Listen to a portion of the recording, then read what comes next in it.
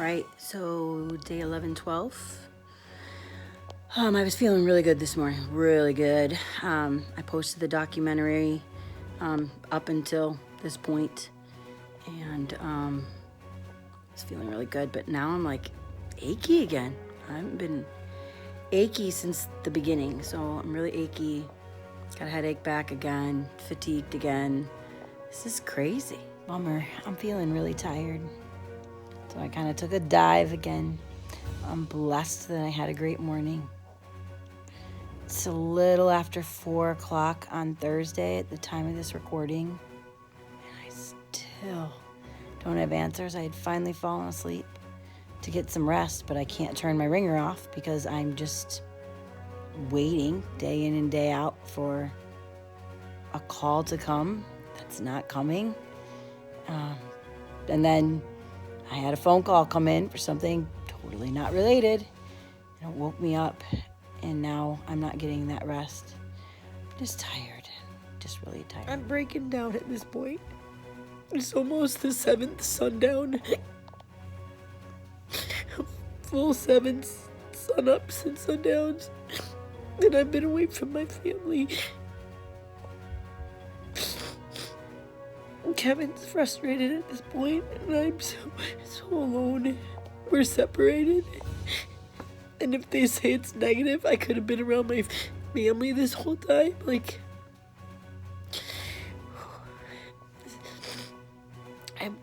I'm wearing down.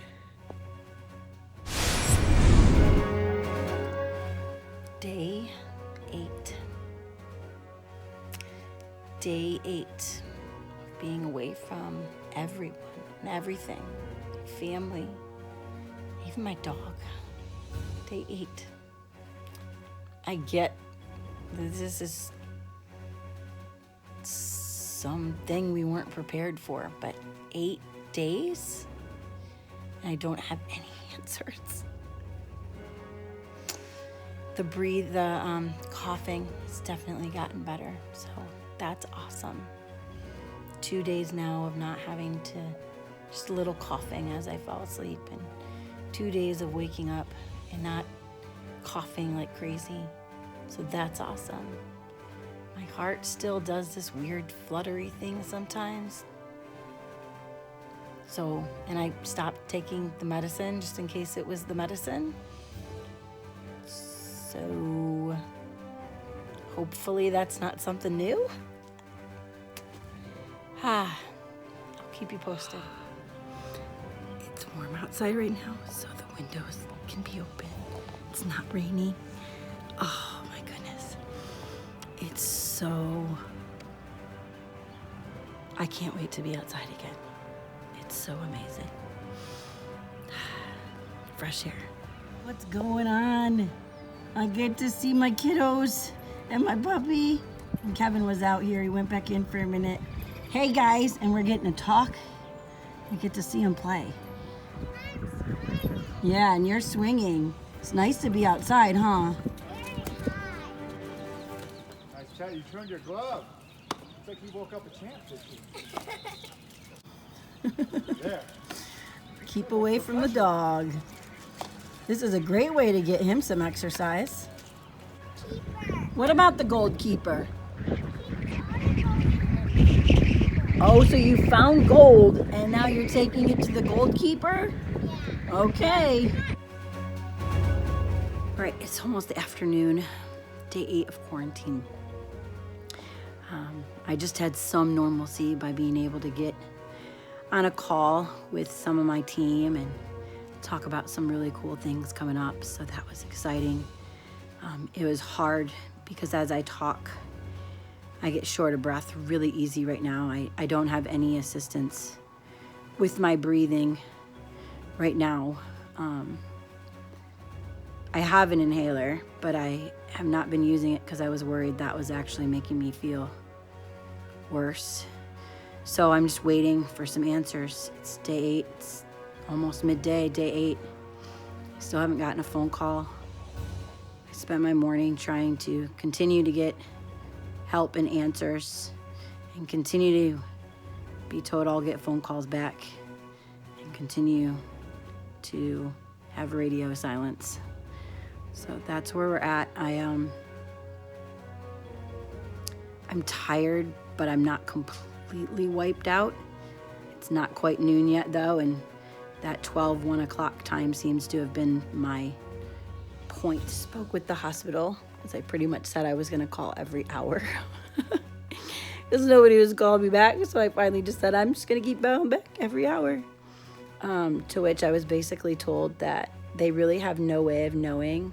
There were 4 different facilities that my swabs could have been sent to last week, and I guess there's like 3 other people that are hospital workers that work there that got tests done the same day I did that still don't have their results back either. But I don't even have like knowledge of where my tests are at this point, and they said there's really no way of telling me, and they don't know when I'm gonna get a phone call back. Hey, I've just kind of felt kind of in a daze today.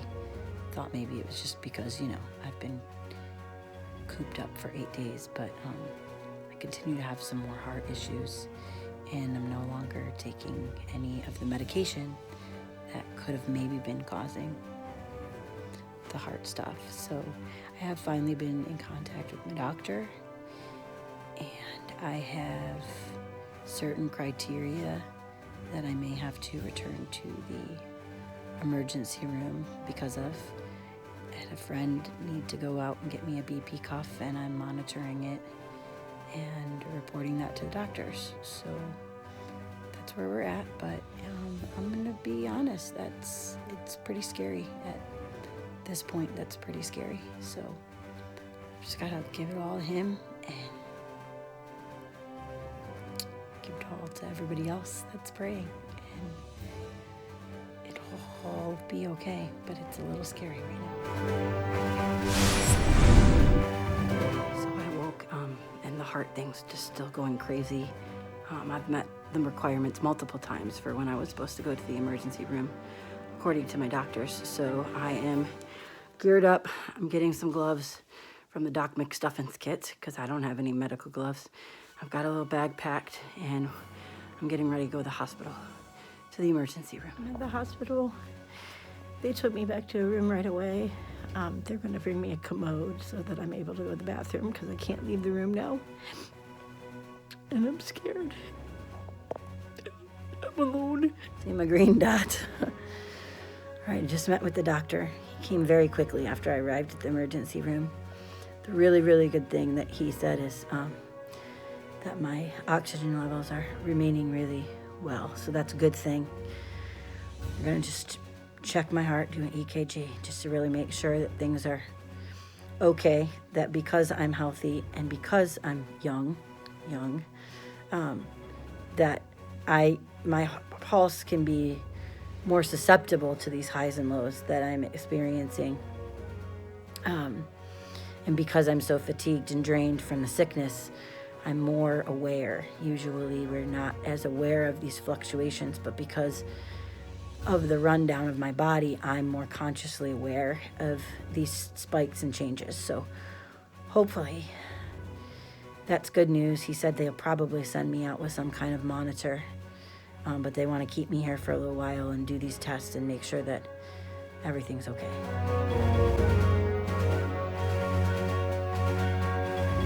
All right, so it's a bit dark. Don't mind that. I've been at the hospital for about 4 hours. They've done a lot of tests. I have some self-monitoring to do at home, but they're not too worried and concerned. They're really happy that I'm so healthy as a baseline. It's probably just my body fighting the infection. I still have no results. This is day 13 or 14 of being sick and day 9 of being quarantined. Maybe it was fun to come to the hospital. I got a handshake and I got to talk to people and I got to laugh with people, and they didn't this time treat me like something to be feared. They treated me like a human being here at this hospital, and so that was nice. When the doctor first came in and shook my hand, it's crazy how in this situation, like, how, I mean, we take handshakes and human touch for granted so much. And just the fact that he actually extended his hand out to shake the plagued person's hand was really, really heart-touching. So I should be able to go home soon.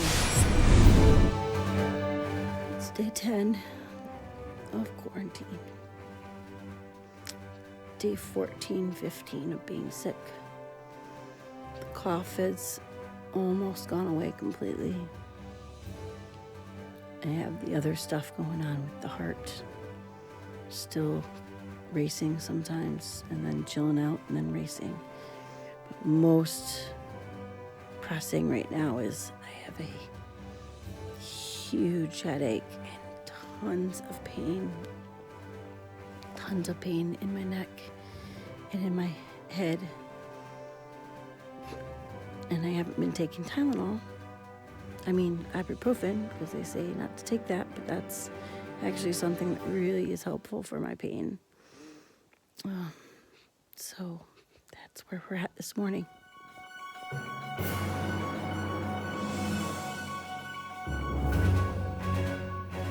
Praise you. We lift our hearts to you and we give you glory.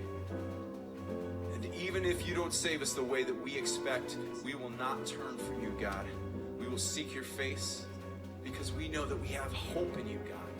A hope that lasts through everything, that endures through time, that you gave us 2,000 years ago when you died on the cross. It's endured hardship, persecution, death, suffering. It's endured all of that. And even a virus that keeps us in our homes. Your love endures through all of that. We thank you for that, God. And we worship you in Jesus' name.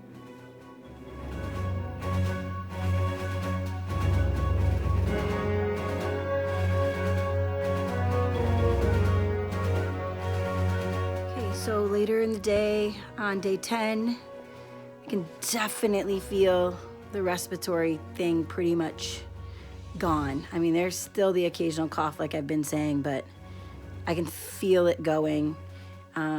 My head is feeling better right now. My neck is still crazy, but I'm sure that's just from, being stuck, not being able to move much, and who knows how I slept and all that. So I did get a phone call back from Washtenaw County Health Department telling me that they do not have my results yet. That's pretty much how they started it. But at least returning a phone call of mine. So it was nice to at least get a phone call back to explain to me that yes, on the day of my testing on the 13th of March, there was a huge influx. And they just got back the majority of the ones that were done on the 12th. But they also have gotten some done back that were done on the 14th and the 15th. So there is no real rhyme or reason, and that they will call me as soon as they know something.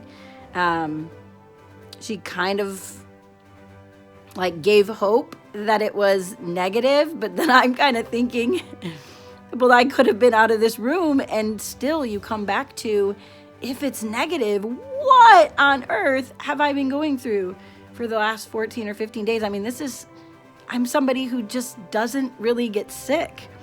I have a mystery illness of 4 years that's probably Lyme disease or something. But outside of that, I don't really get coughs and flus and all that. And if I do, I mean, it's in and out in a day. So this is just crazy. But here is my journey up until this point. I hope it helps someone somewhere. Being raw and real is very vulnerable, and I just pray that this is helpful to somebody, and I'll keep you posted.